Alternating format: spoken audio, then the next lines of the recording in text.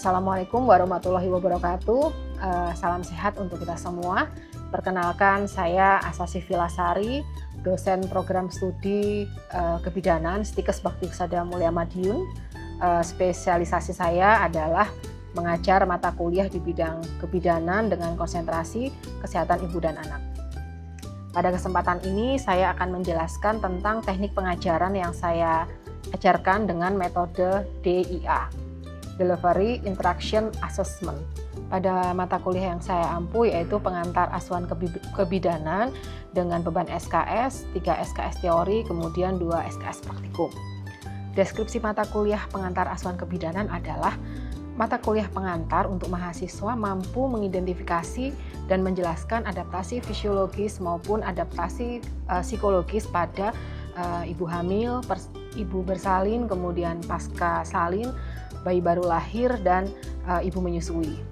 Dengan mengikuti mata kuliah yang saya ajarkan yaitu pengantar asuhan kebidanan, mahasiswa akan mampu mengaplikasikan keilmuan di bidang kebidanan dalam menganalisis masalah dan memberikan petunjuk dalam memilih alternatif pemecahan masalah pada lingkup praktek kebidanan, yaitu meliputi pada asuhan kebidanan. Untuk bisa mencapai kemampuan tersebut, mahasiswa diberikan topik yang akan dibahas dalam 14 kali pertemuan dengan menggunakan metode pembelajaran di kelas maupun di laboratorium.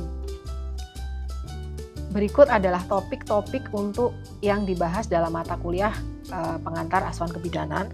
Yang pertama adalah konsep dasar asuhan kehamilan, persalinan, pasca salin, dan bayi baru lahir. Kemudian yang kedua, perubahan dan adaptasi fisiologis pada kehamilan, persalinan, pasca salin, dan bayi baru lahir. Kemudian yang ketiga, perubahan dan adaptasi psikologi pada kehamilan, persalinan, dan bayi baru lahir. Sebagai sumber acuan utama yang digunakan adalah bersumber pada referensi yang saya cantumkan di dalam RPS. Setelah kita mengetahui gambaran singkat mata kuliah pengantar asuhan kebidanan yang saya ampu, selanjutnya saya akan menjelaskan dengan teknik pengajaran saya dengan menggunakan metode DIA. Metode yang pertama yaitu adalah delivery. Saya menyampaikan perkuliahan mahasiswa dengan menggunakan pendekatan Student Centered Learning. Pendekatan pembelajaran secara SCL ini saya lakukan agar dapat mengembangkan kreativitas mahasiswa, rasa percaya diri, kemandirian, kedisiplinan, berpikir kritis, mampu berkomunikasi dan bekerja tim, memiliki keahlian teknis, berwawasan global untuk dapat selalu beradaptasi terhadap perubahan dan perkembangan. Beberapa metode pembelajaran yang saya terapkan di dalam kelas yaitu context learning, kemudian role play dan simulasi, kemudian diskusi. Yang kedua adalah teknik interaction, bagaimana saya berinteraksi dengan mahasiswa dalam perkuliahan saya. Ada beberapa saluran komunikasi yang saya gunakan, yaitu menggunakan komunikasi WA dan email. Saya selalu memotivasi mahasiswa untuk berpartisipasi aktif, untuk bertanya, mengemukakan isu-isu di kelas agar proses belajar mengajar berjalan dengan komunikatif dan dua arah. Teknik yang ketiga adalah metode assessment. Bagaimana saya menilai mahasiswa? Pada pertemuan pertama perkuliahan, saya selalu menjelaskan kontrak perkuliahan yang disepakati oleh mahasiswa dan dosen. Kemudian di dalam kontrak perkuliahan tersebut memuat cara saya menilai dan bobot penilaian saya terhadap mahasiswa, sehingga mahasiswa dipastikan tahu lebih awal dan diharapkan dapat membuat strategi agar perkuliahan mereka dapat berjalan dengan lancar dan menghasilkan nilai yang memuaskan. Berikut adalah skema penilaian yang saya berikan kepada mahasiswa. Selanjutnya, saya akan memberikan cuplikan pengajaran saya pada kuliah pengantar asuhan kebidanan. Terima kasih. Assalamualaikum warahmatullahi wabarakatuh. Waalaikumsalam warahmatullahi wabarakatuh. Oke, apa kabar hari ini? Baik. Ada yang tidak masuk? Ada hadir Masuk semua. Pada pertemuan minggu ini kita materinya yaitu gizi pada ibu nifas dan laktasi ya. Jadi kemarin sudah kita bahas. Jadi kita meneruskan dari pertemuan yang kemarin. Sebelum kita mulai pembelajaran, kita berdoa dulu ya, sesuai dengan keyakinan masing-masing. Berdoa dimulai.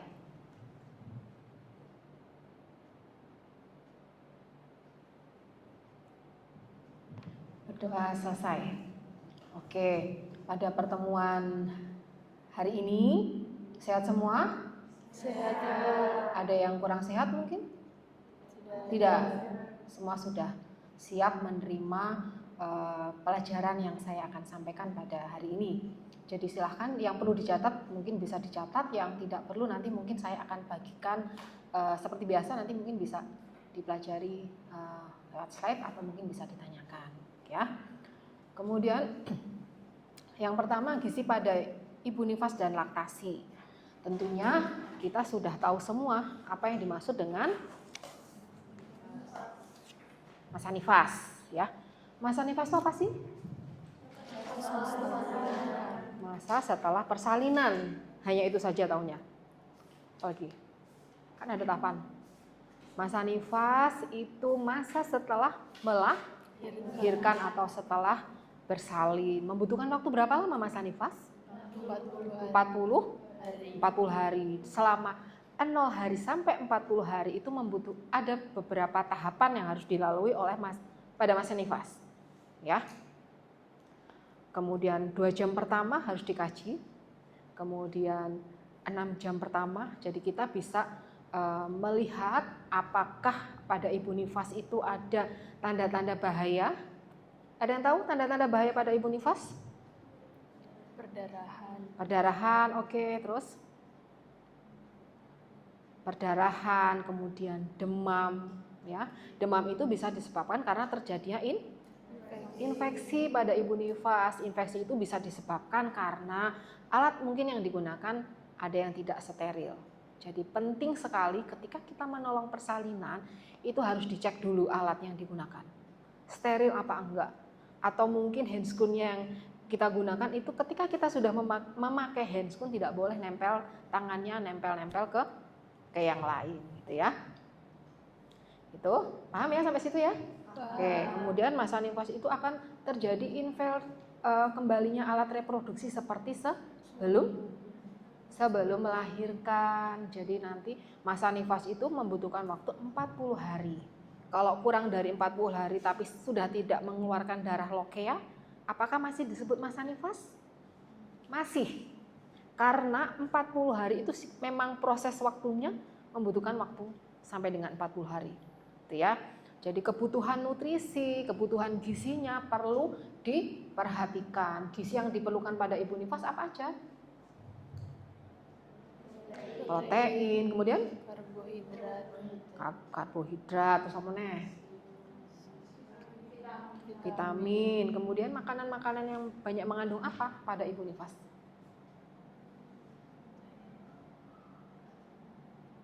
Ada protein nabati, ada protein hewani, kemudian apa lagi? Ada vitamin, ada omega 3 dan banyak macamnya ya, nanti kita bahas ya. Kemudian kemudian masa laktasi. Ada yang tahu masa laktasi apa? Masa menyusui. Tentunya seorang bidan pasti tahu.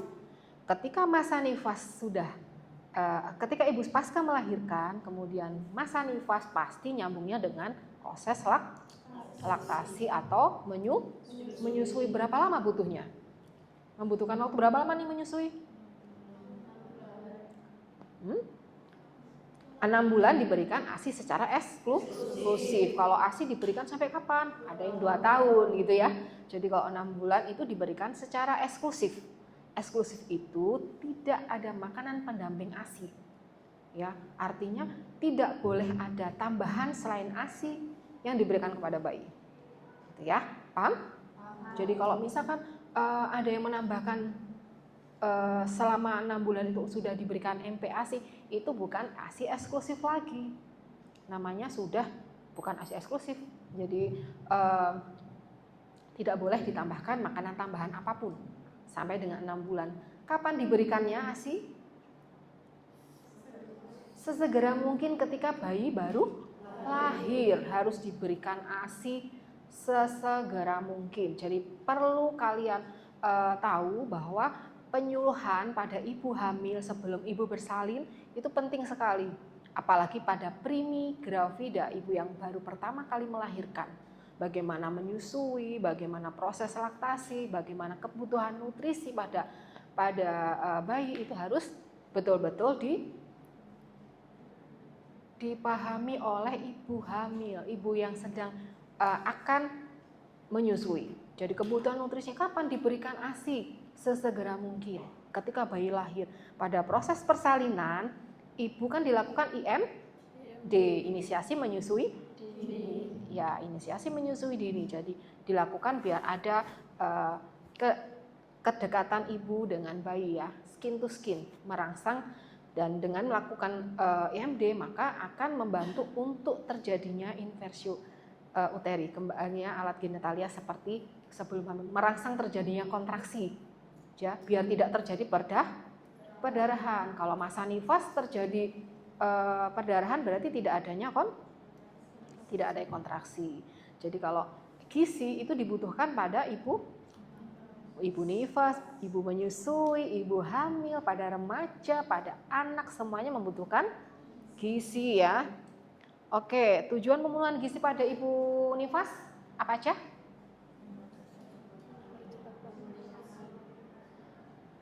Mempercepat pemulihan kondisi tubuh pasca melahirkan tentu saja. Kalau ibu pasca nifas kebutuhan nutrisinya kurang, maka akan terjadi apa? Banyak tadi faktor yang menyebabkan terjadinya perdarahan karena tidak ada nutrisi, ibunya nggak mau maem.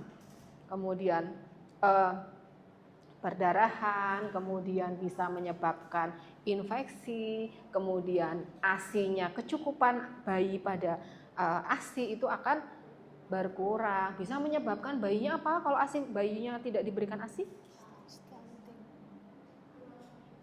Ikterus, bayi yang berwarna kuning yang pigmen kulitnya. Jadi kalian pernah melihat tetangga atau mungkin adik atau mungkin saudara yang kalau pagi jam 7, jam 6 itu bayinya dikenakan sinar matahari. Gunanya untuk apa? Ya, jadi penting ya. Itu apa harus dilakukan, Bu? Enggak. Yang pertama adalah pemberian ASI. Ketika ASI diberikan kurang, nutrisi yang diberikan kurang, maka bayi akan terjadi ikterus atau bayi kuning. Kalau kita bisa bahasa yang sering kita dengar, bayinya kuning, itu disebabkan karena itu ya. Kemudian yang kedua, nah ini meningkatkan produksi dan kualitas ASI. Jadi konsumsi gizi yang seimbang. Kalau dulu 4 sehat 5 sempurna namanya. Kalau sekarang gizi seimbang. Gizi seimbang itu apa isinya? Karbohidrat, ada protein, kemudian ada protein itu ada 2, ada nabati, ada hewani, kemudian ada susu ya. Susunya susu apa nih yang diberikan pada ibu hamil? Apa ibu menyusui? Susu apa? Ya, jadi ada kebutuhan khusus yang diberikan pada ibu hamil itu susunya apa? Pada ibu menyusui susunya apa? Pada anak susunya apa gitu ya. Jadi sesuai dengan kebutuhan yang diberikan oleh ibu, yang dibutuhkan oleh ibu gitu ya. Kemudian menjaga daya tahan tubuh ibu. Nah, daya tahan tubuh ibu itu apa?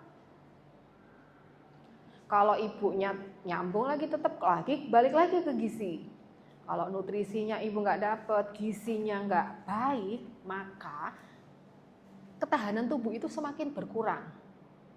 Nggak mau makan seharian, nutrisinya kurang, cuman minum aja lemas nggak? Lemas. Kalian kalau seharian cuman minum aja, lemas nggak?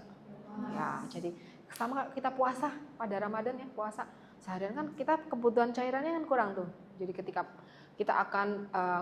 kita sudah berbuka puasa atau sudah mengkonsumsi makanan, maka kita akan fit kembali ya. Jadi apalagi kalau ibu yang menyusui kan otomatis akan nutrisi yang diberikan bukan hanya untuk ibu saja tetapi pada bayinya. Jadi perlu ada penekanan pada ibu hamil. Jadi kadang-kadang ibu terjadi sibling, tidak mau menyusui bayinya.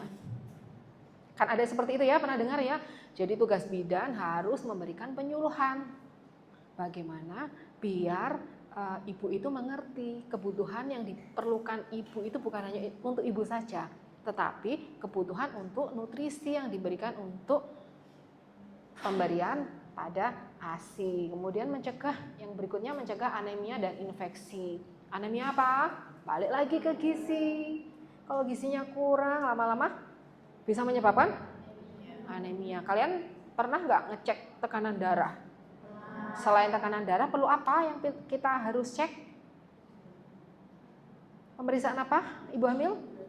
HB Sahli itu untuk mengetahui apakah anemia apa tidak. Nah, apakah itu yang perlu dicek pada ibu hamil saja? Tidak. Silahkan kalian bisa cek menggunakan HB Sahli.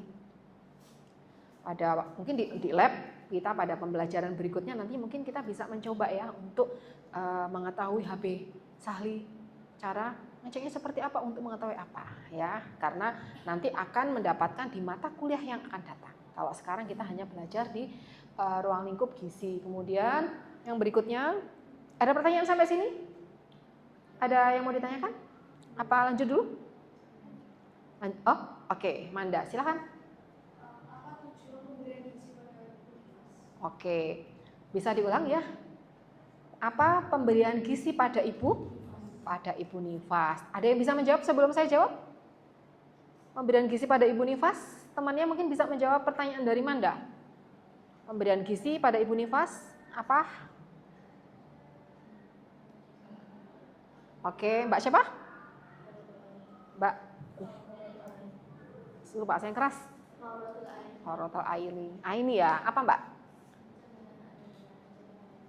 Mencegah anemia, kemudian mencegah terjadinya perdarahan, oke, terus mencegah terjadinya infeksi, oke. Kemudian satu lagi, mencegah ketahanan daya tubuh. Gitu ya, Mbak Manda ya. Yang lain sudah jelas?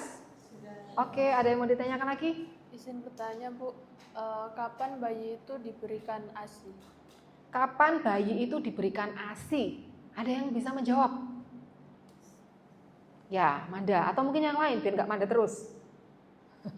Oke, sebentar ya Mbak Manda. Mbak siapa? Safia. Safika. Oke, Safika bisa dijawab? Oke, ASI diberikan segera mungkin ketika bayi baru lahir. Ada yang bisa menambahkan? Ya, apa? Mbak? 6 bulan itu untuk ASI eksklusif, yang laktasi itu 2 tahun. Oke, jadi 6 bulan itu diberikan ASI eksklusif, kemudian apa tadi? Yang laktasi itu 2 tahun. Oke, yang laktasi itu 2 tahun. Jadi kan kapan tadi diberikan ASI gitu ya? Bayi baru lahir langsung diberi ASI, tidak menunggu. Jadi ketika ibu baru melahirkan itu produksi ASI diharapkan sudah siap. Ya, sudah siap untuk diproduksi ASI-nya. Jadi jangan nunggu. Kadang bagaimana caranya biar ASI itu siap diberikan? Konseling pada kehamilan. Pada kehamilan, konseling pemberian nutrisi, perawatan payudara. Jadi, ketika bayi baru lahir sudah produksi ASI sudah siap untuk dikonsumsi oleh bayi ya. Kandungannya apa ASI tadi? Ada yang bisa jawab? Kandungan dari ASI itu semua ada di situ, apa aja? Protein, oke. Karbohidrat, vitamin, omega 3. Ada yang mau nambahkan? Omega 3, vitamin, nutrisi, apa lagi? Kalsium. Apa? Kalsium. Oh, kalsium ya. Itu ya. Ada kalsium. Pada bayi baru lahir pertama kali ASI keluar namanya apa? Kolostrum. Jangan dibuang kolostrum. Kadang ada berpikir bahwa kolostrum ASI pertama kali warnanya kuning, dibuang dulu deh. Kemudian kita nanti diberikan pada ASI yang berikutnya. Tidak boleh, itu salah. ASI yang pertama kali keluar itu banyak sekali nutrisi yang diberikan, tidak ada gantinya, gitu ya, tidak ada gantinya. Kan kadang kalau nanti akan diberikan kolostrum itu hanya keluar 1 kali saja. Jadi untuk berikutnya hanya ASI ya. Kebutuhan antibodi pada bayi itu diberikan kolostrum itu gitu ya. Kenapa bayi yang diberikan ASI eksklusif kok kecil ya Bu? Ada bisa jawab? Biasanya kecil ya bayinya, nggak terlalu besar, nggak terlalu gendut ya. Karena porsinya sudah sesuai, kandungan glukosanya tidak berlebihan ya. Tapi kalau ketika diberikan MPASI, makanan tambahan pada waktu masa eksklusif, maka bayinya kadang jadi besar, jadi gendut gitu kan. Nah itu disebabkan karena kadar glukosanya berlebihan, lambungnya belum siap untuk makan nasi. Kan ada yang diberikan nasi, ada yang dikasih pisang, kemudian ada yang tambahan makanan yang lain gitu ya. Itu belum boleh. Kalau udah lebih 6 bulan boleh nggak Bu? Boleh, silahkan. Tapi harus ada tahapannya. Jadi dihaluskan dulu, pure namanya. Kemudian ada tahapan, jangan langsung diberikan nasi keras, nggak boleh ya. Nanti terjadi konstipasi pada bayi. Sampai sini ada yang mau tanyakan lagi?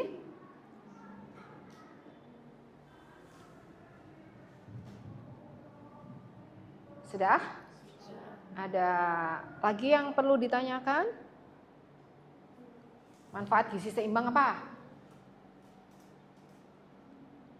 Manfaat komponen-komponen di dalam ASI diambil dari tubuh ibu sehingga harus digantikan oleh makanan-makanan yang cukup pada ibu.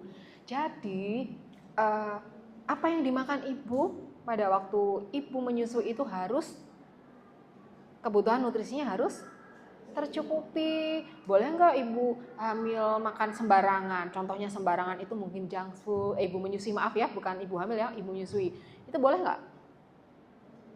Karena nanti apa yang dimakan oleh ibu maka akan juga dimakan oleh bayi. Jadi harus betul-betul hati-hati. Kebutuhan nutrisi ini harus penting untuk kalian memberikan penyuluhan pada ibu hamil, ibu menyusui, ibu nifas, ibu persalin, harus diberikan informasi terkait dengan gizi.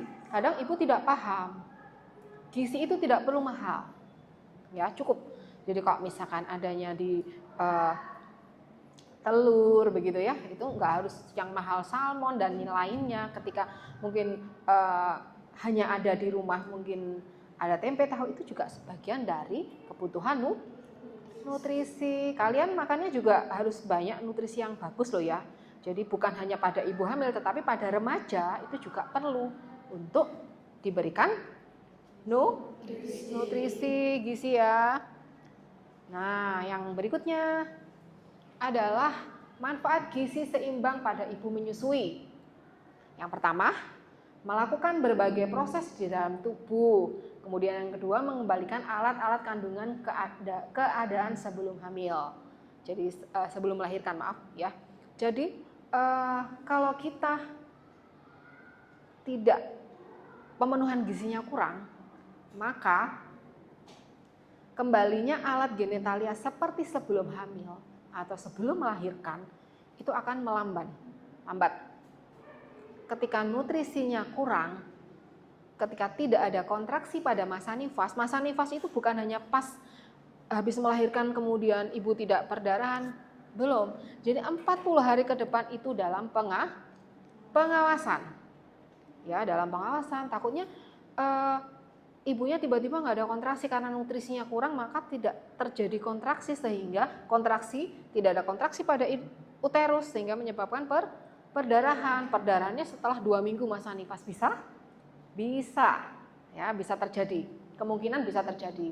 Kemudian sebagai cadangan nutrisi di dalam tubuh, ketika nutrisi kita di dalam tubuh banyak, maka antibodi di dalam tubuh kita juga bagus, tidak cepat sakit, tidak mudah terkena virus, misalkan batuk ya teman-teman, flu gitu ya. Kalau antibodi kita bagus, insya Allah tidak cepat tertular ya. Tapi wallahu alam, kita juga nggak tahu ya, misalkan ternyata udah banyak nih, apakah harus nutrisi bagus itu dari tubuh dilihat dari gestur?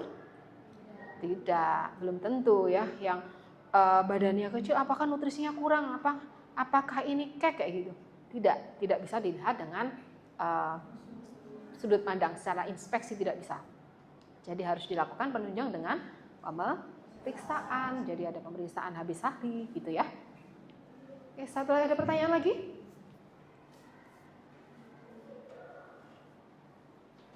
Ada pertanyaan? Oke. Kebutuhan gizi seimbang ini ya. Jadi nanti mungkin bisa kebutuhan gizi ibu menyusui meningkat dibandingkan dengan menyusui. Jadi kebutuhan ibu, nutrisi ibu pada ibu nifas pasti harus terpenuhi. Kalau tidak terpenuhi nanti gimana? Bayinya akan terjadi apa? Kekurangan gizi, kemudian bayi menjadi ikterus gitu ya. Jadi harus dicukupin untuk kebutuhan gizi. Oke. Tidak ada pertanyaan? Apalagi satu lagi, yuk. Kalau semisal baru lahiran, terus habis itu ASI dari ibunya itu belum keluar, apakah bayi itu boleh dikasih susu formula? Oke. Bu, apakah ketika bayi baru lahir ASI-nya belum keluar, apakah boleh diberikan susu formula? Gitu kan pertanyaannya. Kalau ASI 1 kali 24 jam bayi ASI-nya tidak keluar, maka apa boleh buat? Harus diberikan susu formula. Jadi bayi lahir itu tidak anjuran loh ya, tidak anjuran untuk pemberian susu formula, tapi ini kemungkinan terburuk ketika ASI tidak keluar, bayinya sudah lebih 1 kali 24 jam, maka harus ada pemenuhan nutrisi yang masuk di dalam tubuh bayi, gitu ya. Jadi kalau misalkan bayinya ASI-nya nggak keluar, terus gimana? Apa yang harus dilakukan? Perawatan payudara sudah dilakukan, kemudian coba untuk dilakukan MD tapi tidak keluar. Jadi ini adalah terburuk. Berarti jangan sampai terjadi kalau bisa, ya.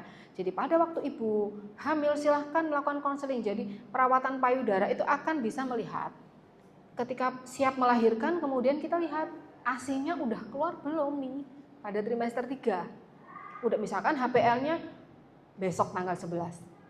Gitu ya.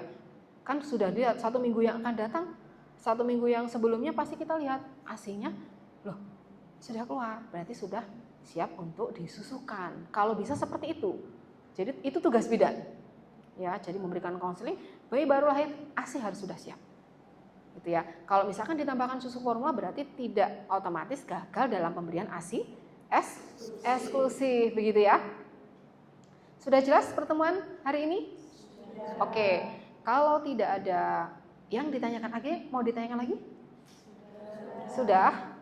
Oke. Kalau tidak ada yang ditanyakan, pertemuan yang akan datang, nanti kita ada pertemuan di lab, di laboratorium untuk pemeriksaan pada ibu nifas dan gizi apa saja yang perlu disiapkan ketika menghadapi ketika bayi yang mau menyusui apa yang untuk memperlancar proses laktasi. Jadi nanti kita siap, kalian bisa membantu saya untuk nyiapkan lab mana yang digunakan dengan manekin, ya. Ada manekin, ada kebutuhan nutrisi, kemudian ada ibu hamil atau mungkin mahasiswa boleh menjadi ibu hamil sebagai untuk konseling gitu ya, untuk minggu yang akan datang. Sampai sini ada yang mau ditanyakan? Sudah cukup? Sudah paham? Kalau belum paham mungkin bisa ditanyakan, saya tanya sekali lagi, sudah paham? Sudah paham, oke. Kalau tidak ada yang mau ditanyakan lagi, terima kasih untuk pertemuan kali ini. Jadi kita bertemu di minggu depan ya, kita kontrak di pertemuan yang akan datang. Jadi tadi kita kontrak untuk hari ini, tadi saya tidak menyampaikan di awal, jadi harusnya disampaikan di awal. Jadi untuk minggu depan kita ada praktikum di laboratorium. Oke, terima kasih waktunya untuk hari ini. Saya akhiri, billahi taufiq wal hidayah. Wassalamualaikum warahmatullahi wabarakatuh.